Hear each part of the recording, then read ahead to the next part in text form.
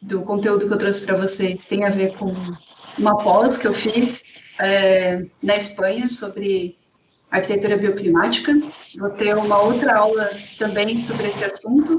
Então, eu separei um pouco os conteúdos, né, sobre essa parte mais sobre conflito térmico, e o segundo vai ser mais sobre estratégias bioclimáticas e a parte pensando mais no clima mesmo. Então, estou aqui disponível para tirar dúvidas. Acho que Bruno se apresenta também e a gente conversa. Beleza, obrigado, Maíra. Bom dia a todos. Eu sou engenheiro mecânico, eu trabalho na Midseed com simulações termoenergéticas de iluminação natural. Meu foco principal é norma de desempenho, então atendimento à norma de desempenho para os itens desempenho térmico e desempenho lumínico. Também já fiz disciplinas de mestrado na área de conforto, então também estou disponível para tirar dúvidas, ajudar, mostrar situações reais, casos e discutir, bater um papo, tá bom? Bem-vindos. Então, acho que o primeiro ponto é saber se vocês viram os vídeos, o que acharam, se vocês têm dúvidas, se queriam colocar já alguma coisa aqui para a gente começar uma discussão. Então, acho que o microfone fica aberto para quem quiser comentar alguma coisa, fazer uma sugestão. Marina Costa, pode falar, Marina.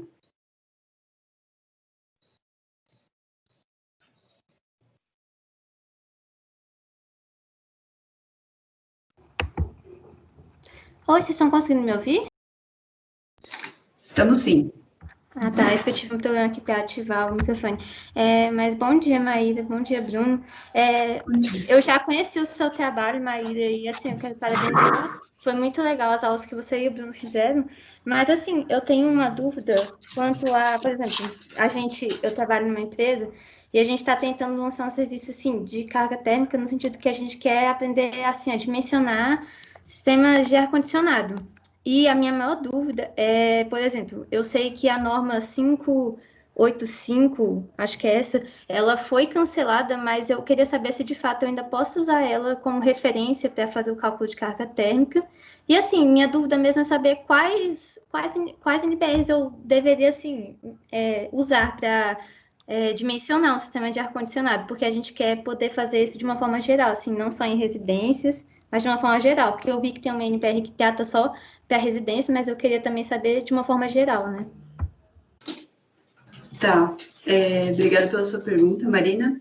Realmente tem uma norma que é bem voltada para a parte de residencial, e as normas que tratam de carga térmica, elas vão fazer proposições que são de cálculos simplificados, pelo menos as que eu conheço, tá? Uhum. Não sou uma grande conhecedora de dimensionamento de ar-condicionado, mas já lidei um pouco com isso, e eu não lembro agora exatamente o número, eu vou pesquisar aqui e te falo qual que é a NBR, que vem sempre na minha cabeça. Eu acho que eu até citei isso durante alguma coisa do curso, mas normalmente a gente pega essa NBR para ter alguma ideia sobre carga de iluminação, carga de equipamentos e até alguma referência sobre pessoas também, né? Quando a gente vai fazer simulação. Mas o que eu recomendaria, se a sua empresa puder fazer isso, é incorporar o uso da ferramenta de simulação computacional no dia a dia de vocês. Porque, basicamente, a melhor ideia para vocês fazerem um dimensionamento do ar-condicionado seria realmente fazer um cálculo mais elaborado, né? Pensando num dia típico de verão, porque a gente vai ter mais sistema de ar-condicionado para resfriamento do que para aquecimento, mas não sei qual que é os casos que vocês têm. Mas a ferramenta de simulação, ela vai dar uma ideia muito mais global do que está acontecendo com o edifício que vocês estão avaliando, do que outras formas de cálculo simplificado. Claro que tem um tempo, né, de processo também para fazer isso, então vocês precisam avaliar o que vale a pena de detalhamento com tempo de processamento, que isso envolve custo também, eu entendo. Uhum. Mas imagina assim, você vai fazer um cálculo simplificado com algumas variáveis, mas normalmente a questão de orientação, o posicionamento, isso também vai ser bem mais simples do que acontece numa simulação computacional. Então, vocês conseguem entender muito melhor, por exemplo, quais são os elementos dessa construção que estão fazendo com que essa carga aumente ou não. Se vocês conseguissem desenvolver um trabalho de pensar nessa carga térmica e dar um respaldo também, né, para quando são projetos novos, trocar uma ideia com quem está desenvolvendo o projeto e ver outras soluções, isso seria um trabalho muito legal para vocês fazerem um desenvolvimento, né, coletivo desse projeto. Entendi. A norma que você fala, acho que é a 1640, né? Que até no seu slide estava, e também a que a gente tem usado como referência. A gente tem usado a 1640, mas justamente por ser um cálculo simplificado, a gente tem buscado usar a ferramenta computacional que chama Design Builder, que até eu vejo que você aconselha usar, mas tem sido um desafio para a gente usar, mas eu só queria confirmar mesmo as NBRs que a gente podia estar usando, né? Eu vi, então, 1640 no seu material. A 1601, ela vai tratar sobre o conforto térmico. A gente tem uma proposição atual de atualização desse item, que é a parte 2. A parte 3 vai tratar basicamente sobre renovação do ar, filtragem. Então, ela também é muito importante. Muitas vezes, ela fica um pouco esquecida nos projetos de ar-condicionado, na parte prática, né, de implementação. Nem sempre a gente tem renovação, por exemplo. Então, é um item bem importante, principalmente agora na pandemia. Mas existe uma norma que é voltada para o cálculo da carga térmica mesmo. Eu vou googar aqui e eu já te respondo, que eu não tenho de cabeça. Tá bom, obrigada. Mas se você quiser acompanhar, a gente está fazendo um curso agora de Design Builder, para as pessoas aprenderem a fazer simulação, tirarem dúvidas. E a gente sabe que entrar nesse mundo da simulação não é uma coisa imediata, né? Tem que ter um processo de entender. Então, se você quiser, acompanhe as postagens da MidCity, que vão abrir novas turmas, provavelmente. Tá bom, então. Obrigada. Nada.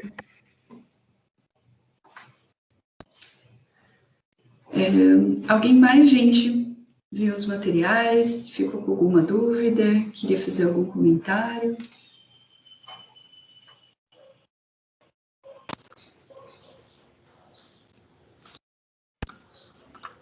Maíra, eu acho importante a gente destacar a questão da influência dessa carga térmica no consumo de energia e, enfim, como que isso, né, hoje a gente falando em edificações, principalmente, a gente entende que até 60%, 70% do consumo de energia elétrica está atrelado ao conforto térmico dos usuários, né, então o sistema de climatização. E o quanto é importante a gente garantir, né, o conforto térmico dos usuários versus a produtividade e a eficiência energética dos mesmos, né? Acho que vai bem de encontro com o foco desse curso, né, capacitação em eficiência energética, principalmente nesse segmento, na participação hoje nesse breakdown de consumo de energia, a participação da sistematização. Eu acho que tem bastante a ver com o conteúdo que a gente apresentou, no sentido de a gente sabe que o ar-condicionado é importante, vão ter muitos climas em que a gente não tem como ficar confortável sem ele, porque a gente está também, né, sofrendo um aquecimento global, então isso também é um ponto crucial, a gente tem que lidar com o aquecimento da temperatura e a gente não tem como ficar em alguns climas com apenas a ventilação natural, a temperatura ambiente. Então, ele é importante, mas uma coisa muito importante que tem a ver tanto com a arquitetura bioclimática quanto com o desempenho da envoltória é a gente começar a pensar como fazer com que essa envoltória, esse sistema que a gente está pensando, ele tenha uma adequação ao local onde ele está sendo proposto, para que a gente possa, ao máximo, aproveitar os momentos em que o ar-condicionado não é necessário, e tentar fazer com que a gente crie espaços que vão precisar menos dele, né? Então, a gente pensar esses materiais e essas soluções de forma agregada, né? Digamos que a parede sozinha, ela não funciona. Ela vai ser sempre pensada junto com a cobertura, junto com o piso, junto com esse volume de ar e os usos que a gente tem para esses espaços internos. Então, acho que isso é realmente muito importante, a gente pensar em... A gente tem que propor ar-condicionado, mas tentar minimizar o menos possível e pensar em como a gente vai querer que esse edifício funcione. Acho que uma discussão bem importante que eu e o Bruno ficamos discutindo bastante também durante a elaboração dos slides foi a questão de a gente tem uma proposição de envoltória e pode ser que ela funcione bem para o verão e não funcione tão bem para o inverno. Ela funcione bem para fazer ventilação natural, mas ela, para a parte, quando a gente vai pôr um ar-condicionado nela, se ela for pensada só para ventilação natural, talvez ela não seja a ideal. Talvez se a gente tivesse uma outra situação, a gente tivesse um consumo mais baixo, por exemplo, né? E o quão importante é a gente pensar nesses dois lados de tentar aproveitar o máximo possível, mas a gente está num cenário de aumento dessa temperatura dos climas, né? A gente está observando agora, estamos aqui no fim de setembro, com umas temperaturas muito altas no Brasil. Isso não é o típico, né? Tem algumas pessoas aí passando nervoso. Eu sei que o Bruno está lá em Minas, passando bastante calor, por exemplo. Aqui em Florianópolis está ameno hoje, mas eu imagino que tem gente aqui de vários lugares do Brasil que podem estar enfrentando temperaturas bem intensas, né? Então, acho que esse é um ponto bem interessante, assim, de a gente discutir sobre essas variações de desempenho. Por exemplo, a norma 15575, que versa sobre o desempenho da envoltória, ela se propõe a ser uma norma voltada para ventilação natural. Ela está em revisão, vão ser feitas outras proposições, mas também existe uma coisa por trás disso, de pensar que a gente tem, apesar de uma demanda de ar-condicionado, pessoas que não têm como adquirir um ar-condicionado, né? Então, a gente precisa que as casas dessas pessoas, pelo menos, tenham níveis de desempenho suficientes para que elas fiquem confortáveis, né, na medida do possível dentro desses ambientes. E a gente também impulsionar esse uso da ventilação natural como uma estratégia nacional, de alguma forma, né? Então, acho que é importante essas normas preverem que a ventilação natural é uma coisa crucial e que é uma estratégia que vai dar muito certo em muitas ocasiões e em muitos climas. Mas é interessante essa discussão de, por exemplo, se a gente não vai ter que fazer uma conversão ao longo do tempo para que as nossas casas tenham um pouco mais de isolamento e a gente consiga guardar essa refrigeração que a gente vai ter que produzir mais para frente, mais intensamente, de ar-condicionado, para a gente poder reduzir esse consumo também, né, de energia. Por exemplo, em países que têm uma variação muito grande, tem um inverno muito rigoroso e tem também um verão com uma temperatura alta, durante a minha pós, a gente discutia essa flexibilidade da construção, como, por exemplo, podendo tirar painéis de madeira dentro de um espaço, podendo ter uma proteção solar que seja móvel. Então, por exemplo, na Europa é muito comum usar aqueles toldos, né, nas janelas. A gente vê fotos da Itália, da Espanha também, dessa faixa mais quente, né, da Europa, e a gente vê todas aquelas janelinhas com toldo. Eu sou arquiteta e, assim, não é a solução que eu acho mais bonita esteticamente, mas funciona muito bem, porque a gente pode fazer uma coleta de calor quando a gente está no inverno, e quando a gente está no verão, a gente precisa sombrear ao máximo para que a gente consiga abrir a janela, permitir essa ventilação, mas não absorver toda essa radiação que vem de fora, né? Então, essas soluções flexíveis, elas são muito importantes e eu acho que conforme a gente tem um desenvolvimento maior de tecnologias, etc., a gente consegue, talvez, absorver mais outras, né, outros casos e outras soluções, além dessas.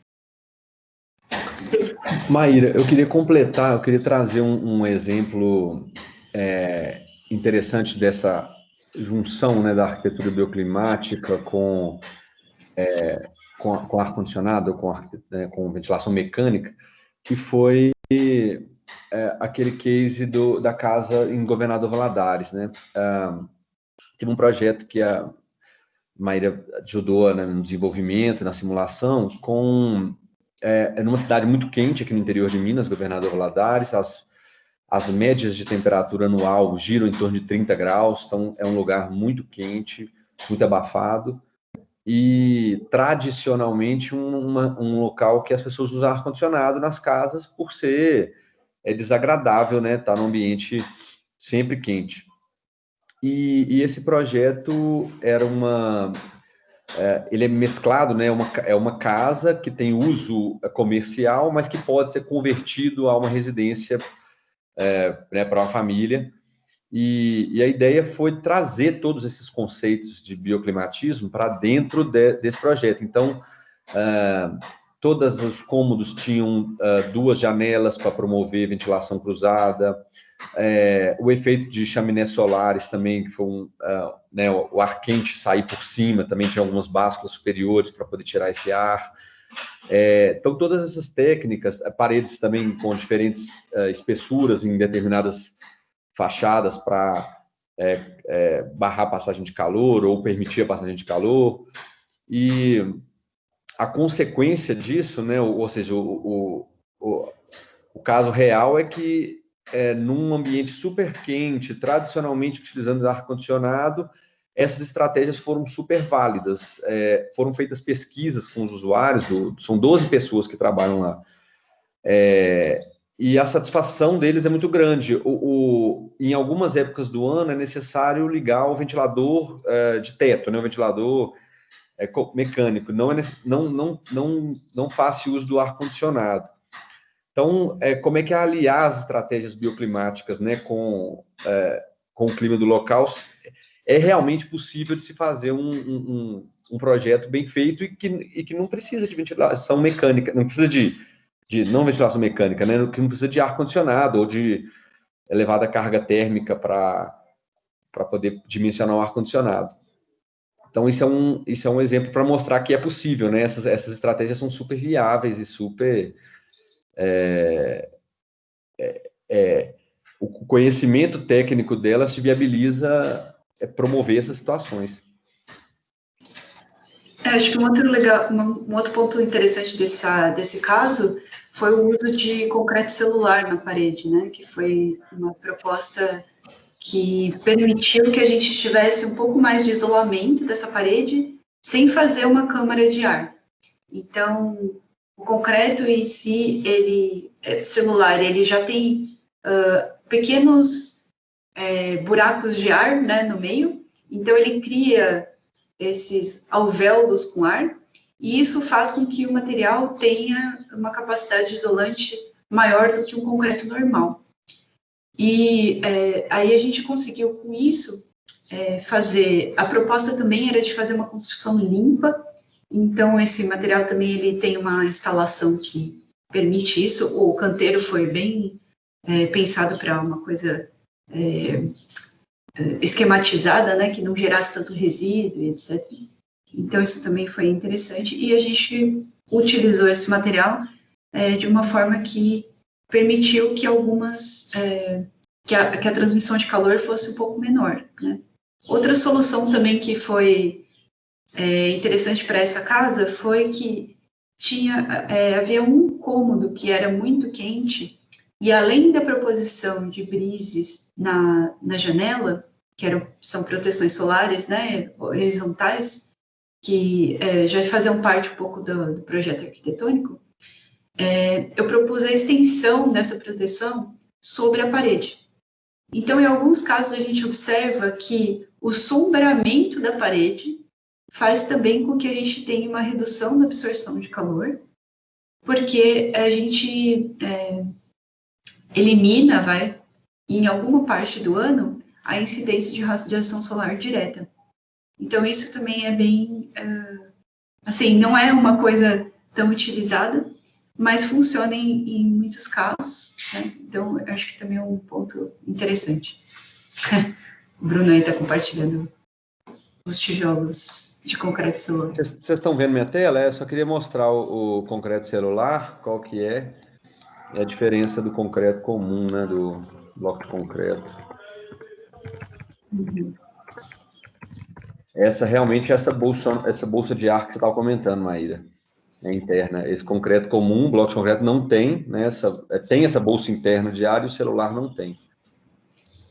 Não, na verdade, o bloco concreto comum, ele vai ter essa camada de ar, né, entre a parede externa e interna, mas o celular, ele tem uma espessura menor e o ar está agregado entre o material, porque na hora de produção ele fica com microespaços, por isso o celular do nome, né, então ele não vai ter essa grande câmara, mas ele tem um funcionamento muito interessante nesse sentido. Perfeito. Eu acho que sobre materiais também, um outro exemplo que eu posso dar é sobre o estudo que eu fiz durante a minha especialização, que foi comparando um pouco bloco de solo-cimento com o bloco de concreto comum. O bloco de solo-cimento, Bruno, se você puder dar um Google aí, já que você vou colocar agora, vou compartilhar de novo. Já estava nessa história aí. Ele é um bloco que tem uma proposta também muito legal, que é como se fosse um Lego. Então, é um esse aqui? bloco... Isso, esse aí mesmo. Então, ele é um bloco feito de terra, com um pouco de cimento na sua composição, e a ideia é que ele não usa queima. Então, ele seria bem mais sustentável do que um bloco de cerâmica comum, porque o que emite muito gás carbônico é a queima do bloco de cerâmica, né? E que é necessário para ele adquirir a resistência para fazer uma construção. Então, a proposição desse outro bloco é que a gente agregue na argila, né, que é o material base dele, o solo em si, um pouco de cimento para chegar nessa resistência para poder construir. E fazer isso com um formato que já tem esses furos, que cria um pouco de ar, mas essa não é o principal objetivo, porque a principal característica desse bloco vai ser uma grande inércia térmica, né? Uma grande massa, alta densidade. E com isso, ele vai também ter uma característica higrotérmica, que ele vai trocar muito calor com o ambiente. Então, juntando um pouco o solo, que tem toda essa característica, com o cimento, a ideia é chegar num material que tem as propriedades do solo, então permita bastante fluxo de calor no sentido de reter e emitir isso de volta para o ambiente, né? Fazer esse fluxo ajudar num atraso térmico. Então, a gente, em vez de ter uma incidência de radiação do lado de fora e transferência direta disso para dentro, o material ele vai ter uma capacidade de ir acumulando esse calor e ele vai soltar esse calor para o lado de dentro aos poucos. E a gente tem uma diferença de tempo entre essa chegada do calor e essa entrada do calor. Com isso, quando ele chega do lado de dentro por condução, já é um período que já não está tão quente. Então, a gente já tem uma temperatura do ar um pouco mais baixa e a gente já não tem uma radiação em toda essa envoltória, né? Então, a sensação também que as pessoas vão ter vai ser diferente. E com isso, a gente consegue ter uma sensação ou uma transferência menor desse calor para o lado de dentro. Eu posso até compartilhar depois um gráfico aqui do manual da ANESE, que eu estava olhando esses dias. Mas a comparação que eu fiz foi pegar esse bloco em um edifício habitacional E, na verdade, eu simulei só um cubinho para entender qual que ia ser o desempenho. Então, uma comparação entre um cubinho feito com esse bloco de solo-cimento e um outro com bloco de concreto. E, na verdade, as curvas que eu tive de resultado, elas acabaram não sendo tão diferentes assim. Então, foi um dia típico para entender como é que ia ser esse fluxo, né? Normalmente, é uma curva que ela aumenta um pouco depois do meio-dia, porque meio-dia é quando a gente tem maior ganho de calor de radiação, e depois a gente vai ainda subir um pouco a temperatura interna e ver isso decaindo mais para o fim do dia. E comparando os dois blocos nesse edifício, eu notei que não tinha muita diferença. Conseguir os dados desse bloco de solo-cimento, digamos que não foi lá tão fácil, porque acho que isso ainda é uma coisa que novos materiais precisam muito vir com essas informações de condutividade, densidade, calor específico. Às vezes a gente batalha em conseguir isso. Então eu consegui alguns dados e usei eles na simulação e acabou tendo um desempenho muito parecido com o bloco de concreto, porque na verdade o fator cimento na composição estava tendo um impacto muito grande e essas características entre os dois não era tão diferente assim. Então, às vezes, né, parecia assim uma ótima solução, vamos usar terra e vai ser muito legal, mas agregando com outra coisa, acabou que algumas propriedades da terra não foram tão boas. Mas, por outro lado, valeria tipo um estudo de campo, por exemplo, e uma verificação de como as casas de fato estão desempenhando, porque esse bloco já está sendo usado, porque às vezes também a simulação não dá conta de tudo, né? A parte de higrotermia, a parte de flutuação, de absorção da umidade e liberação disso para o ambiente de volta, não é um ponto tão forte assim do Energy Plus, por exemplo, que é o principal software que a gente usa para simulação.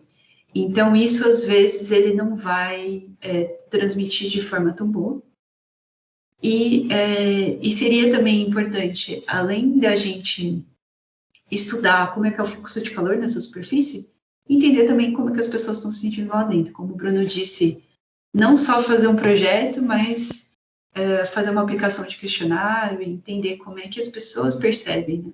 Esse espaço é bem importante também.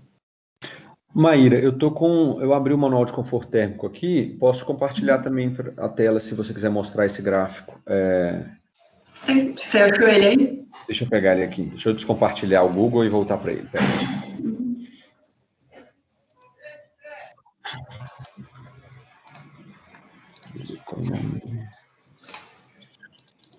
Aqui, ó, vocês tá vendo minha tela? Tá carregando. Isso. Essa é uma das referências, tá, gente? Eu fiz FAUSP, então eu tive aula com a Nese direto, então isso é sempre assim o que brota na minha cabeça. Mas agora eu também estou sendo orientando o professor Lamberts, ele também tem um livro que tem muitas informações, a gente colocou essas duas referências no final, que são bem importantes. A página assim, de cabeça não vou saber, Bruno, mas vamos passando aí que a gente... Dá para ver? Acho que talvez esteja meio... Dá para ver? Assim. O livro do Lamberts também está aberto aqui na outra aba, se a gente quiser depois mostrar outra referência. Sim. Se enquanto isso alguém quiser falar alguma coisa, quiser comentar alguma coisa, fica à vontade, tá, pessoal? É um bate-papo mesmo. Bruno, passa mais rápido. Tá, é que eu achei que você queria ver o índice, né? Não, mas passa assim que eu já vou ter os gráficos da transferência de calor.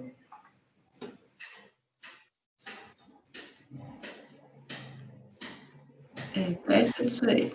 Um pouquinho mais para frente. Aí, ó, esse que passou. Esse aqui? De cima. Isso. É bem esse gráfico que fala sobre a inércia. Isso, exatamente. Então, a gente pode ver uma comparação entre a temperatura interna e externa, e a gente tem essa oscilação, né? Então, no X ali seriam as horas do dia, então as 24 horas, e a gente tem a temperatura no eixo Y. E aqui não estão nem colocadas exatamente as temperaturas, porque Opa, sumiu. Bruno? Oi. Sumiu. O compartilhamento sumiu? Uhum. Vai, deixa eu... Vou tentar Está no canto inferior, está no canto inferior da tela. Vê se você acha, Maíra, do lado direito. Achei. Obrigada. Perfeito. Desculpa. Imagina. Sumiu só da minha tela. Então, aqui a gente pode ver que tem uma variação em altura dessas duas curvas. Ela não tem valores ali porque é bem ilustrativo, assim, para mostrar como é que é o funcionamento, né, desse processo. Essa diferença de altura é uma diferença entre o pico que as temperaturas vão alcançar. Então, enquanto a gente tem uma temperatura máxima, né, externa mais alta, do lado de dentro a gente tem uma máxima um pouco mais baixa, e essa diferença é considerada um amortecimento dessa temperatura. E em relação ao tempo, né, de transmissão que eu estava explicando antes, a gente vê que o pico da externa não coincide em horas com o pico da interna.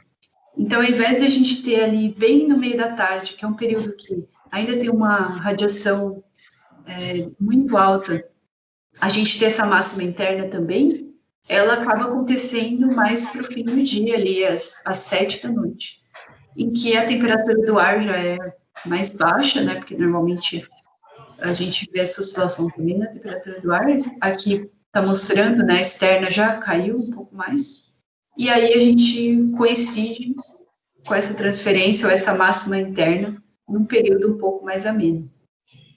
Então, esse seria, assim, o ponto principal do uso da inércia térmica como estratégia de amortiguação das temperaturas externas. Isso. E um material, né, que pode ser um exemplo de que contribui para a inércia térmica é o concreto, né? Eu prefiro usar o solo como exemplo, mas Sim. O concreto, em relação ao bloco de cerâmica, ele vai ter bem mais inércia, né? É porque o bloco de concreto em si não, né? Mas o concreto maciço, você estava querendo dizer, né? Isso, o material concreto, sim. Sim.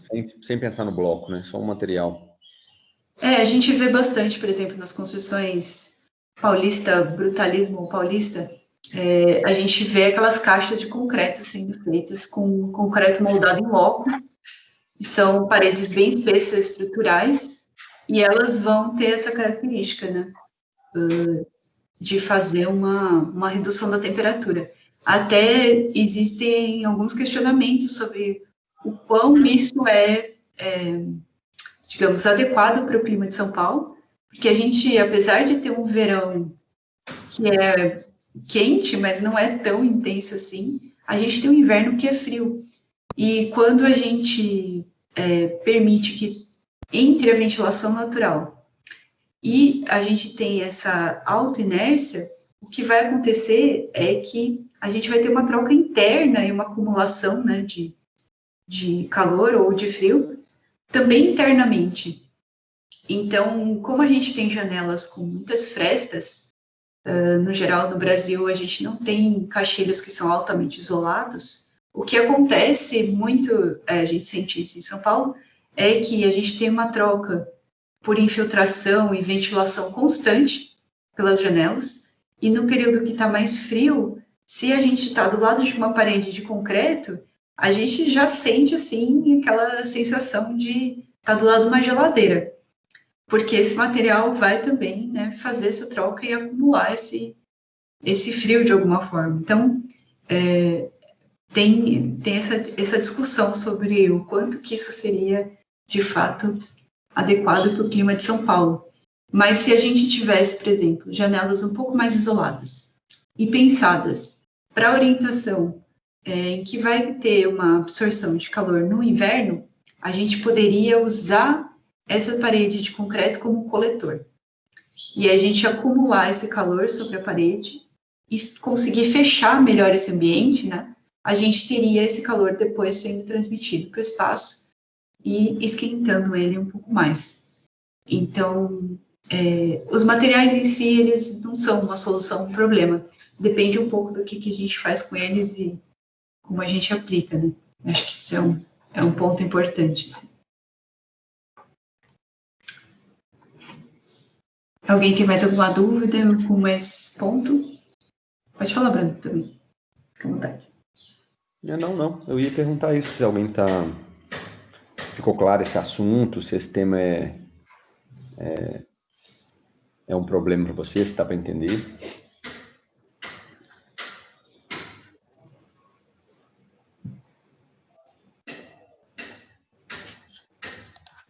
Eu quis trazer também na apresentação essa discussão, essa dualidade entre isolamento e inércia, porque os dois parecem estratégias para conter, por exemplo, o calor, mas eles vão funcionar de formas muito diferentes. Queria também saber se ficou claro para vocês isso, porque o isolante, ele é como se fosse... tem um professor que usa sempre esse exemplo. Pegar uma caixa de isopor. Então, porque um dos principais isolantes que a gente usa na construção é o isopor, né, inclusive. Então, imagina que você coloca alguma coisa dentro da caixa de isopor. A gente costuma usar com gelo para esquentar uma cerveja ou uma bebida. Mas se você colocar alguma coisa quente lá dentro, ele também vai manter aquela temperatura, né? Então, basicamente, ele é um impedidor de fluxo. Ele forma uma barreira para que isso não saia, né, desse espaço. Então, o que está sendo gerado ali dentro, ele é mantido. E então, se a gente estiver num local que a gente produz muito calor interno, isso pode ser um problema, né? Essa modificação do nosso envoltório para situações de refrigeração tem essa dupla, essa questão, assim, paradoxal até. Se a gente começa a colocar isolamento para a gente manter a refrigeração dentro do nosso espaço, a gente acaba perdendo uma possibilidade do inverno de perder o calor interno de uma forma muito fácil. Então, por exemplo, em espaços de escritório, existe uma carga interna importante de pessoas, de equipamentos, até de iluminação, dependendo do tipo de iluminação. E a gente consegue ficar bastante confortável sem nenhum sistema no inverno, né? E a gente tem essa perda de calor para fora. Já na Europa, a gente tem visto que as construções são altamente isoladas e agora eles estão tendo problemas de aquecimento excessivo, inclusive em situações que não seriam tão comuns, porque eles focam mais em aquecer do que resfriar. Então, esse isolante que eles usam é para manter o aquecimento ali, mas agora eles estão numa outra situação que o verão está mais crítico, e aí eles não conseguem perder esse calor por nada, né? Então, a gente sempre tem que pensar um pouco isso. Já a inércia, ela vai funcionar de outra forma, então ela tem essa flutuação no material, que na casa do isolante é para não ter flutuação nenhuma, para passar nada, é uma barreira mesmo. A inércia não, ela vai deixar com que os materiais, as professoras falavam isso muito na FAO, trabalhem. Então, você tem que deixar que as superfícies trabalhem com a flutuação térmica. No isolamento, não, a gente está barrando qualquer coisa de ir para lá ou vir para cá. Acho que seria um ponto importante também de reforçar. Vocês estão vendo minha tela do slide, quando você falou? Dava para ver, né? Uhum. Obrigada por aí. Eu acho que era basicamente isso, a discussão, gente. Eu olhei aqui, Marina, né, que tinha perguntado, a norma que trata sobre o dimensionamento, ela é realmente voltada só para residencial e é a NBR 16655. de cálculo de carga térmica. Então, eu acho que ela ainda não foi... Estou tentando ler aqui nos próprios sites da BNT, tá, gente? Ela está indicada como cancelada, né? Eu acho que é por conta de absorverem ela em outra forma. E porque essa questão do cálculo da carga térmica tem evoluído bastante. Eu posso até citar alguns trabalhos que estão sendo feitos no LabE, estão sendo pensados, por exemplo, redes neurais para tentar fazer um cálculo de carga térmica de uma forma simplificada. Então, acho que tem a ver com aquela discussão que eu fiz com a Marina, de a gente ter um simplificado que vão ser contas matemáticas para tentar explicar esse fluxo ao longo do dia, num dia típico. E a gente tem a simulação, que é altamente complexo e vai fazer todos os cálculos de interação de trocas térmicas. E a gente tem uma coisa que é rápida, mas é mais simples, outra que é mais complexa e demora bastante. Então, o que está sendo bastante proposto é usar machine learning ou redes, né, que fazem, na verdade, sistema de inteligência artificial, de alguma forma, que vão fazer com que os resultados de simulação sejam inseridos numa base e a gente possa colocar um dado novo que não está nessa base e ele calcule isso automaticamente. Então, eu vejo como sendo um direcionamento bastante importante, no sentido de permitir um meio termo entre tempo e precisão do resultado, né? Tem algumas coisas nesse sentido. Por exemplo, a proposição do PBE Edifica, a nova proposição, ela já tem uma plataforma online para fazer um cálculo de carga térmica para edificações, a parte comercial, e ela usa, então, essa estratégia de fazer um cálculo em cima de uma rede neural. Então, foram usados vários modelos simulados, os resultados estão lá, e aí ele vai, quando vocês imputam um dado novo que não existe, a rede tem essa propriedade de conseguir prever um outro caso que não está lá colocado, por ir aprendendo como funcionam as interações e os resultados. Então, eu acho que isso é legal também de comentar.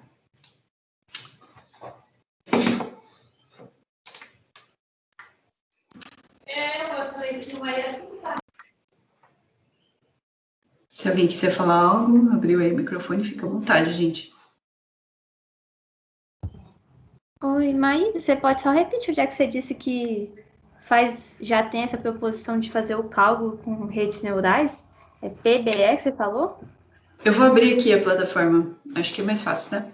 Era só assistir. Você quer que eu abra aqui, Maíra, enquanto você vai explicando? Ou você compartilha? Pode deixar que eu compartilho. Eu vou descompartilhar.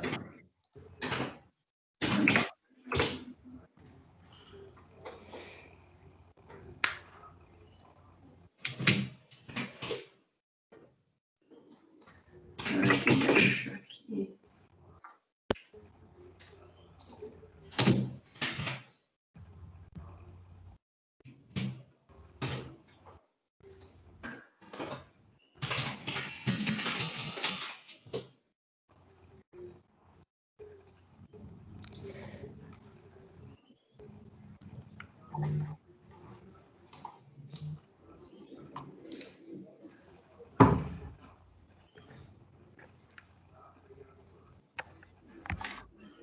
Eu não estou achando o site do CB3E.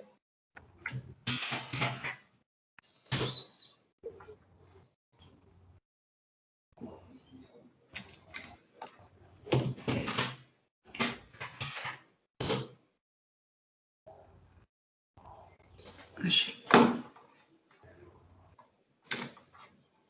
Eu vou compartilhar aqui. Tipo...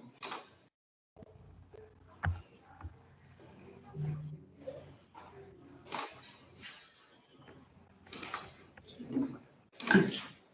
Compartilhar. Estão vendo aí? Tô sim. Perfeitamente.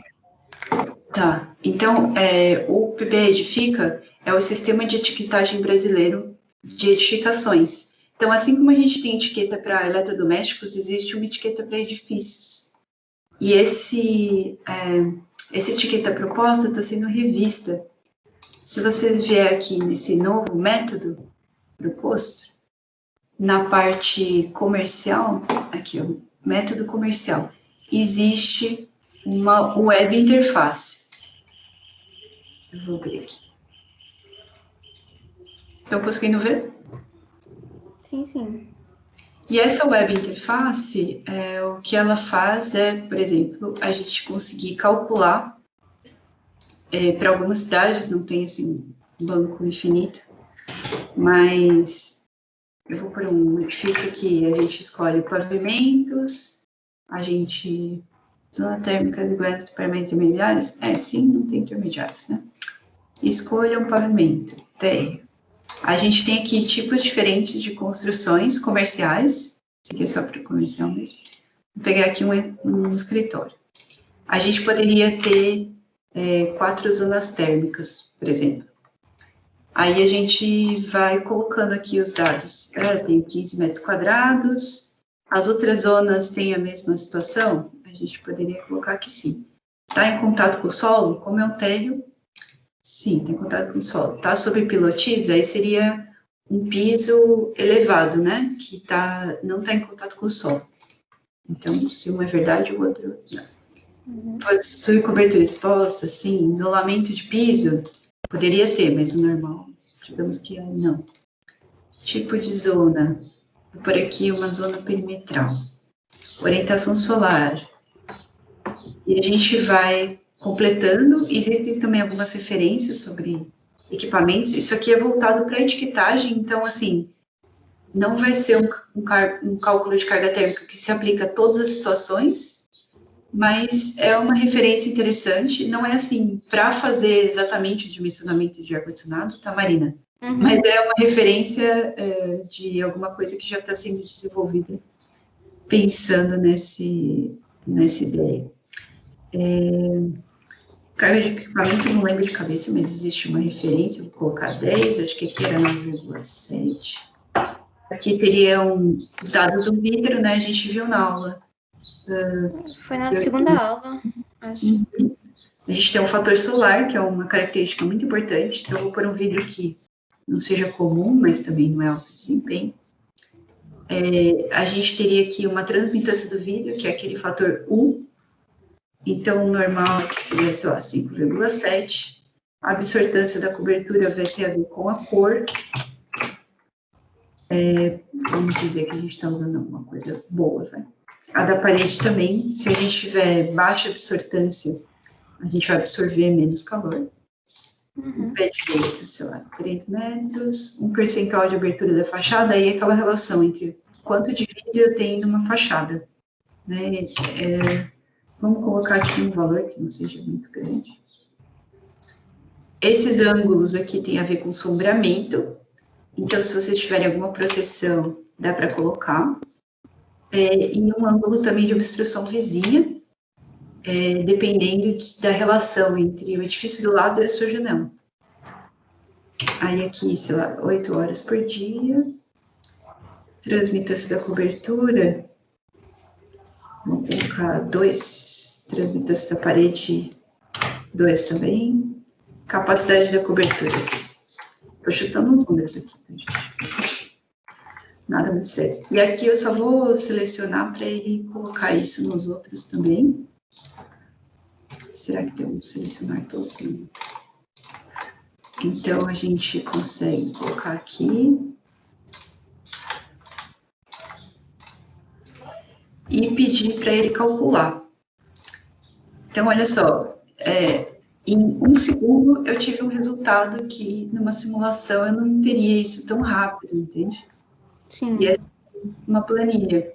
Então, ele já diz aqui carga térmica de resfriamento em quilowatt-hora.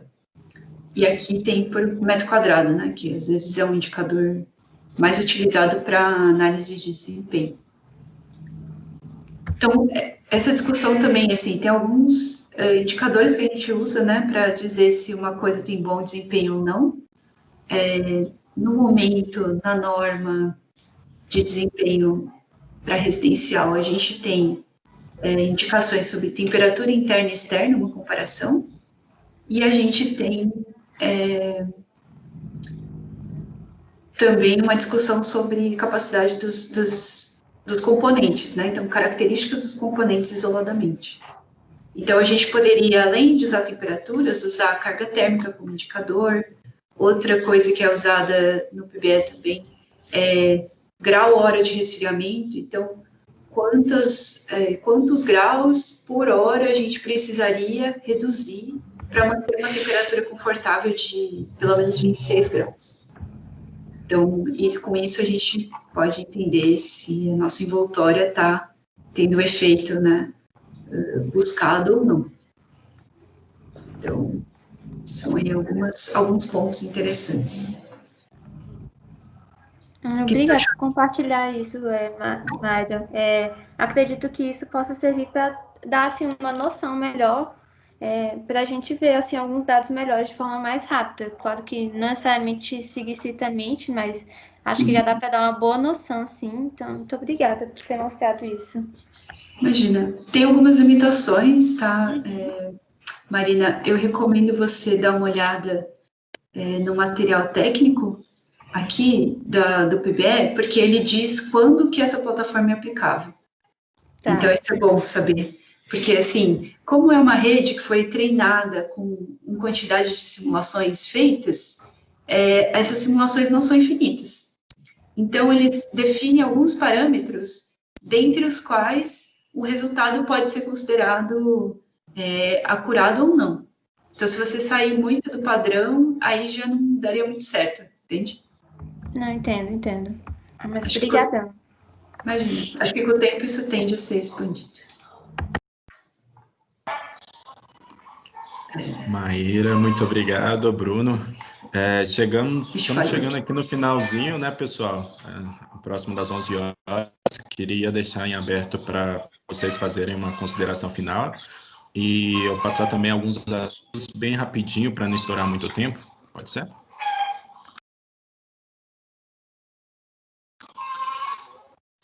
Tem que fazer uma consideração final. Quer falar, Bruno? Gostaria de agradecer, né, a atenção de vocês, a disponibilidade. A gente preparou a aula aí com bastante carinho, com bastante atenção e que estamos disponíveis para ajudar, para tirar dúvida. O nosso dia a dia de trabalho, o que a gente faz de melhor, então é gostoso poder passar esse conhecimento para frente e sempre que precisar estaremos disponíveis, tá bom? Legal.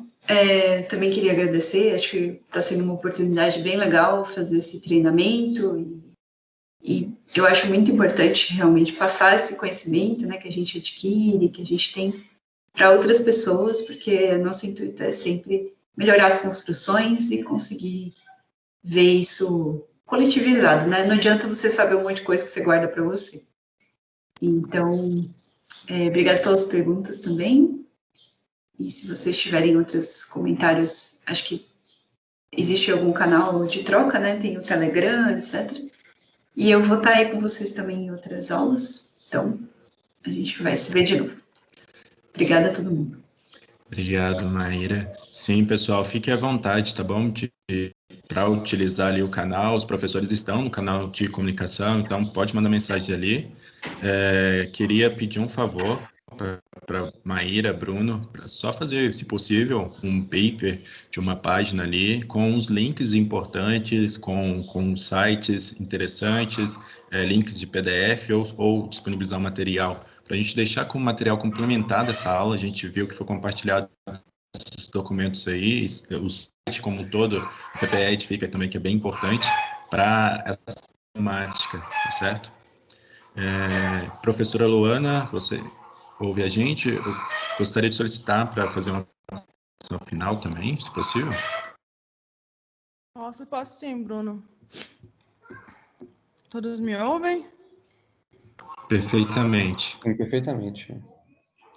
Olá, pessoal. Primeiro eu queria agradecer a Maíra e o Bruno pela aula. Acho que foi muito boa, muito esclarecedora. Obrigada, pessoal. Acho que a gente está contribuindo aí com o pessoal, com os alunos, né? O curso é esse intuito mesmo, de trazer alguns conceitos e tirando umas dúvidas nas aulas online, né? Eu acho que o pessoal está meio tímido ainda, acho que talvez mais nas próximas aulas eles consigam participar um pouquinho mais, né? Mas a intenção é essa troca, né? Por isso que a gente até fez questão de um encontro semanal para poder tirar dúvida, perguntar, né? Trazer algumas experiências do pessoal. Tem alunos e já tem profissionais no mercado também que talvez pode dar uma troca com a gente, né? E eu queria agradecer a vocês e queria também que o pessoal, os alunos, o pessoal matriculado, dessem um feedback, o que estão achando, como é que está. A gente ainda tem mais 6 encontros, né, Bruno? 5 ou 6 encontros, não sei. Isso. A gente vê o que a gente poderia melhorar para a gente chegar num aproveitamento melhor de todos, né? Estamos à disposição no canal do Telegram, por e-mail, né? A gente já passou os e-mails também. E estamos disponíveis aí para o pessoal que tem interesse, a gente poder aprimorar ainda mais, aprofundar mais no conhecimento. Acho que era só isso a minha contribuição, né? Funcionou bem no Teams hoje, a gente queria ver como é que seria com a quantidade de alunos, acho que funcionou legal, e devemos continuar as próximas aulas síncronas assim. Vai estar disponível no canal do YouTube, para quem não pode assistir, mas a gente, na próxima aula, vamos manter esse mesmo formato. Acho que é isso, Bruno. Passo a fala para vocês, né? E aí você nos informa quando que as próximas aulas estarão disponíveis, né? E a gente se encontra na próxima quarta-feira novamente. Obrigada, pessoal. Maravilha. Pessoal, as próximas aulas serão sobre sistemas, né, elétricos ali. Vamos ter aulas sobre ar-condicionado e ventilação, sistema de ação, carga de tomada, data centers, CPDs, elevadores, sistema de automação predial. Então, as próximas aulas serão bem focadas em equipamentos, em sistemas e como esses sistemas podem auxiliar no aumento da eficiência energética, quais medidas são aplicadas a cada um desses sistemas, fechando com uma aula na próxima quarta-feira, nesse mesmo horário, para tirar dúvidas, para a gente mostrar estudo de casos, enfim, dar esse conteúdo. Queria agradecer, então, imensamente, Maíra, Bruno, muito obrigado. A palestra foi incrível, o material, o conteúdo também disponibilizado foi muito bom. A gente envia ainda o link para acessar o conteúdo, o material já disponível, né? E essa aula gravada no YouTube e os próximos vídeos também. Pessoal, então, meu muito obrigado e até a próxima aula. Valeu, Bruno. Obrigado, gente. Obrigada, Maíra. Até mais. Até mais a todos.